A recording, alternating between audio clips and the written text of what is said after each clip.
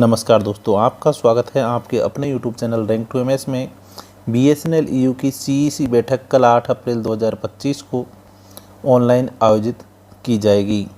BSNL EU की केंद्रीय कार्यकारी समिति की बैठक 8 अप्रैल 2025 को ऑनलाइन आयोजित करने के लिए सीएचक्यू ने पहले से ही अधिसूचना जारी कर दी है। बैठक सुबह 10 बजे शुरू हुई। इस ऑनलाइन बैठक का लिंक पहले ही सर्किल सचिवों और सीएचक्यू पदाधिकारियों को भेज दिया गया है। सभी सीईसी सदस्यों से अनुरोध है कि वे बैठक में बिना चूके और समय पर उपस्थित हो।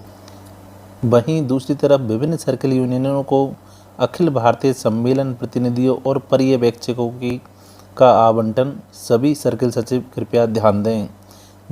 अखिल भारतीय सम्मेलन बीएसएनएल ईयू का 22 और 23 जुलाई 2025 को कोयम्बटूर में होने जा रहा है। वहीं हम देखें नेक्स्ट अपडेट है कि माननीय सर्वोच्च न्यायालय के निर्णय के अनुसार सभी प्रभावित कर्मचारियों को प्रेसिडेंशियल ऑर्डर जारी करें। बीएसएनएल ईयू ने एक बार फिर माननीय संचार मंत्री को लिखा पत्र। पंजाब सरकार के आयोजित जेटीओ एलआईसी के परिणाम घोषित करें। महासचिव बीएसएनएल ईयू ने प्रिंसिपल जीएम को कहा भर्ती एवं प्रशिक्षण। वहीं डोनाल्ड ट्रंप ने फैलाया व्यापार युद्ध। भारत से निर्यात होने वाले सभी सामानों पर लगाया 27% टैरिफ। वहीं all India pensioners welfare association की न्यूज है, थर्ड पीआरसी को कैबिनेट ने दी मंजूरी। The Hindu business line PTI की रिपोर्ट के हवाले से कहा गया है कि प्रधानमंत्री श्री नरेंद्र मोदी की अध्यक्षता में मंत्रिमंडल ने कल सार्वजनिक क्षेत्र के उपक्रमों में कार्यरत अधिकारियों के वेतन संशोधन के लिए थर्ड पीआरसी रिपोर्ट को मंजूरी दे दी है। और आपको बता दें कि पीटीआई की विश्वसनीयता पर संदेह नहीं है। रिपोर्ट में कहा गया है कि वेतन में 15% की वृद्धि प्रस्तावित है। यहीं से संदेह पैदा होता है क्योंकि पीआरसी में सार्वजनिक क्षेत्र के उपक्रमों की सामर्थ्य के आधार पर 15%, 10% और 5% की वृद्धि की सिफारिश की है। इसलिए हम आधिकारिक प्रेस विज्ञप्ति का इंतजार कर रहे थे। आमतौर पर कैबिनेट मीटिंग के बाद प्रेस सूचना ब्यूरो प्रेस विज्ञप्ति जारी करता है। कल की मीटिंग के बाद भी पीआईबी ने 8 प्रेस विज्ञप्तियां जारी की। इनमें पीआरसी रिपोर्ट और सीपीएसई में वेतन वृद्धि के बारे में कुछ नहीं है। पीआरसी रिपोर्ट को लागू करने के लिए कुछ निश्चित प्रक्रियाएं हैं, जैसे कैबिनेट लोक उद्यम विभाग द्वारा प्रस्तुत कैबिनेट नोट के आधार पर इसे मंजूरी देता है। बीएसएनएल बोर्ड की बैठक होती है और वह सामर्थ्य पर विचार करता है और फिर निर्णय लेता है। बीएसएनएल एम्प्लॉय के लिए खुशखबरी। 8 अप्रैल 2025 तक राजस्थान के बालापुरा में बीएसएनएल कर्मचारी 8वें वेतन आयोग के आधार पर संभावित वेतन वृद्धि और 1 अप्रैल 2025 से औद्योगिक महंगाई भत्ता में 228.5% से 226.5% तक की कमी की उम्मीद कर सकते हैं। संभावित वेतन वृद्धि आगामी 8वें वेतन आयोग या फिर थर्ड पीआरसी में जो वेतन में संशोधन के लिए फिटमेंट फैक्टर का प्रयोग करेगा से बीएसएनएल कर्मचारियों के वेतन में संभावित वृद्धि हो सकती है। आईडीए में 2% की कमी हुई है जो 1 अप्रैल से लागू हो गई है। BSNL 4G roll out. BSNL की 4G सेवा शुरू करने का काम कर रहा है, जिसके तहत 8 मार्च 2025 तक 83,993 बीटीएस स्थापित हो चुके हैं और 74,251 चालू हो चुके हैं। बीआरएस 2.0। मंत्री के अनुसार बीआरएस 2.0 का कोई प्रस्ताव विचाराधीन नहीं है। वहीं पेंशन संशोधन से जुड़ी हुई खबर में है कि बीएसएनएल पेंशन भोगियों के लिए अंतिम पेंशन संशोधन द्वितीय पीआरसी की सिफारिशों के आधार पर था, जिसमें संशोधन 1/1/2017 को होना था। बीएसएनएल कर्मचारी यूनियन वेतन संशोधन और अदालती आदेशों के कार्यान्वित सहित कर्मचारी अधिकारों और मुद्दों की वकालत में सक्रिय रूप से शामिल रहा। बीएसएनएल कर्मचारियों की स्थिति के बारे में यहाँ पर देखेंगे। नेटवर्क शिकायतों का असर। बीएसएनएल की सर्विस में खराबी की शिकायत दिनों दिन आ रही है और यूजर्स कह रहे हैं कि नेटवर्क न होने से बैंक लेन देन प्रभावित हुआ है, जिससे कर्मचारियों को बेहतर सेवा देने का दबाव बढ़ रहा है। यह कर्मचारियों की मेहनत और प्रबंधन की चुनौतियों को दर्शाता है।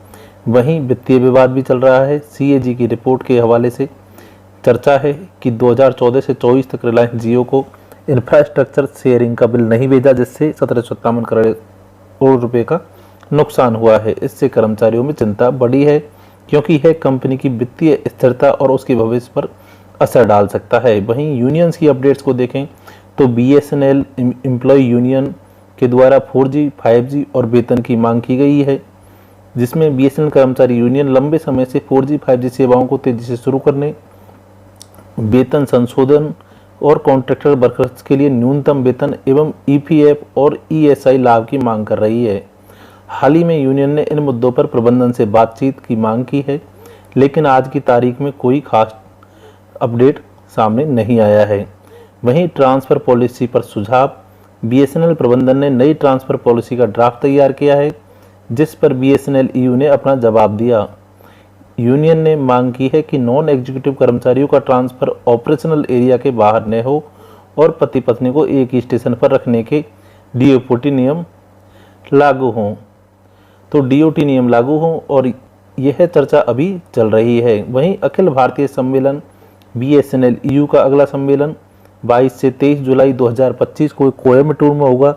इसके लिए यूनियन ने सर्किल यूनियनों से पिछले 3 साल का कोटा विवरण मांगे हैं 2021 से 2024 तक के, ताकि प्रतिनिधियों की संख्या तय हो सके। यह प्रक्रिया आज भी जारी है। वहीं पेंशनर्स की मांग करें तो आज India BSNL pensioners welfare association और all India BSNL pensioners welfare association और अन्य संगठनों ने पेंशन को वेतन आयोग के अनुसार संशोधित करने की मांग उठाई है।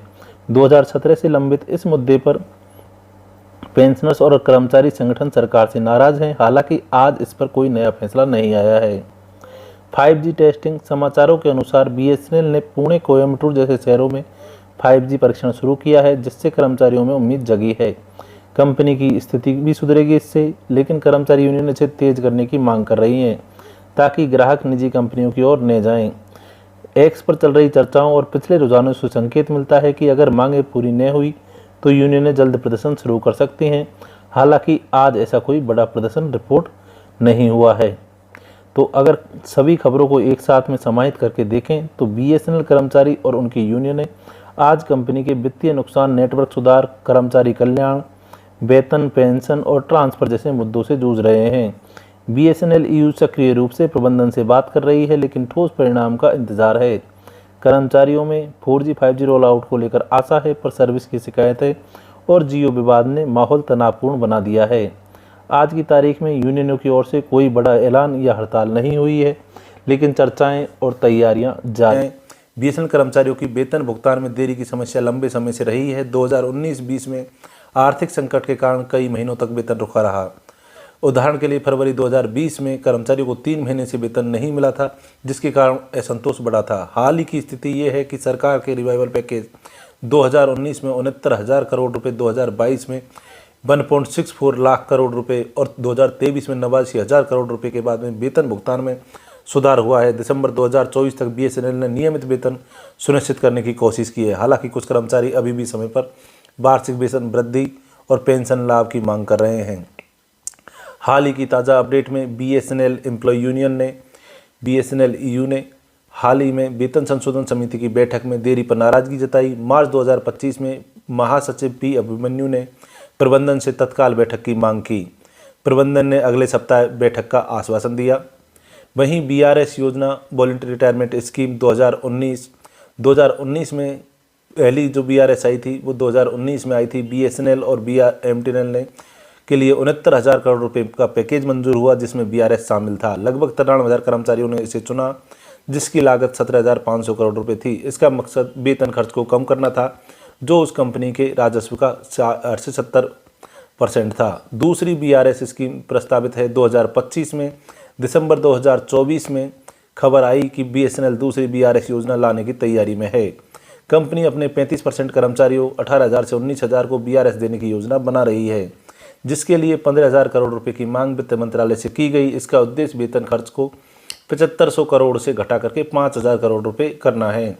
यह प्रस्ताव अभी मंजूरी के लिए विचाराधीन है। कर्मचारियों की प्रतिक्रिया, यूनियनों ने इसे कर्मचारियों के हितों के खिलाफ बताया, लेकिन कुछ का मानना है कि यह कंपनी की वित्तीय स्थिति सुधारने में मदद करेगा।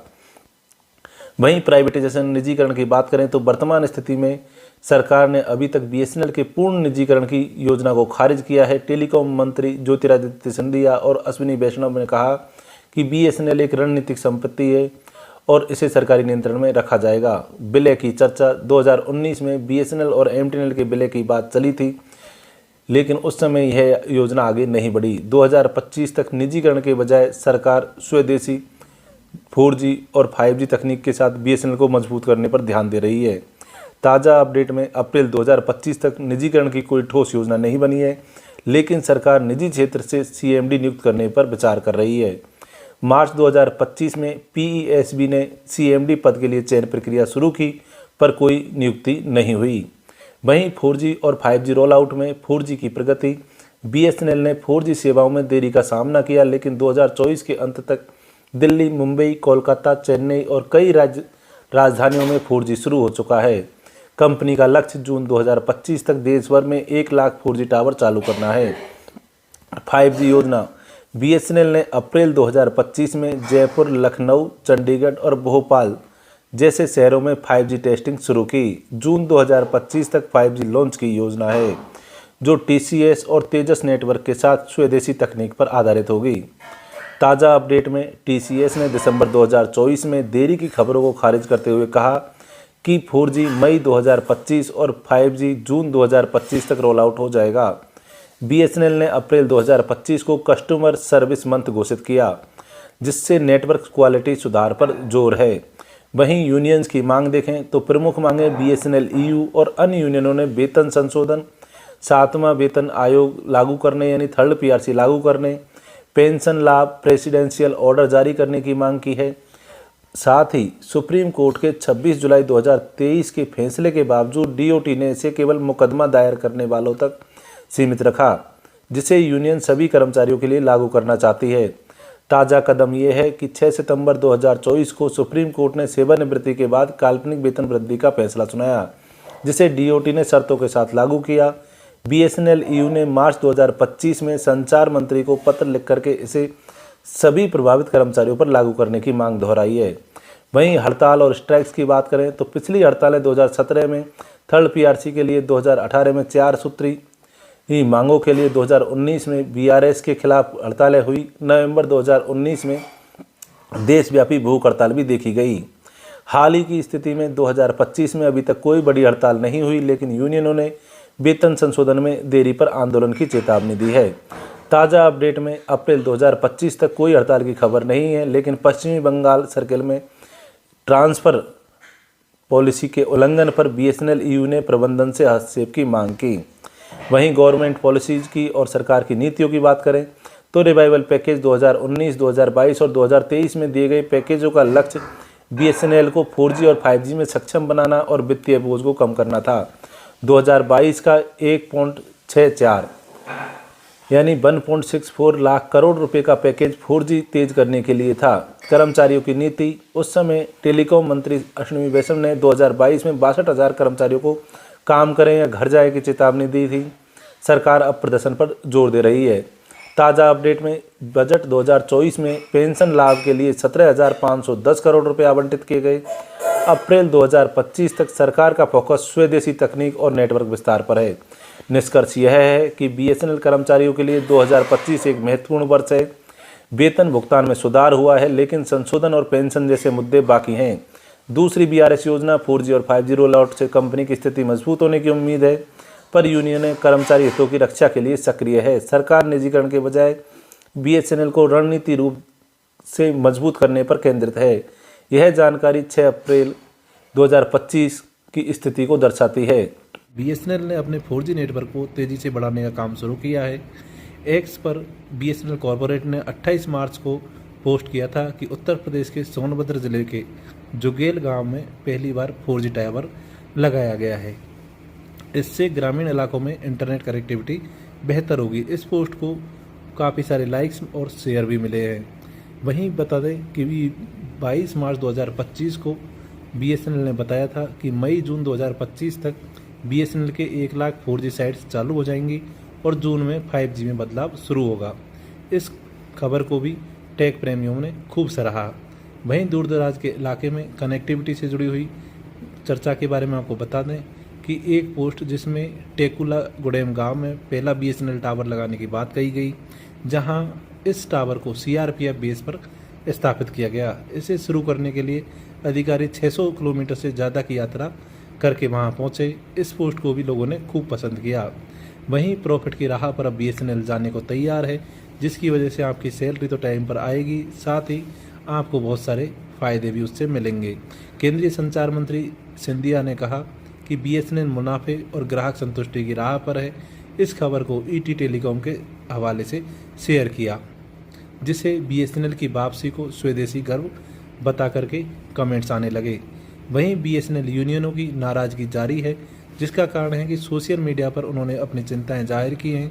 20 जुलाई को एक पोस्ट किया था, जिसमें BSNL को नंबर 1 कंपनी बनाने के लिए और प्रयास करने चाहिए। वहीं BSNL की सेवाओं को देश में लोकप्रिय करने के लिए विशेष कदम उठाने की ज़रूरत है, ताकि लूट से जनता बचे।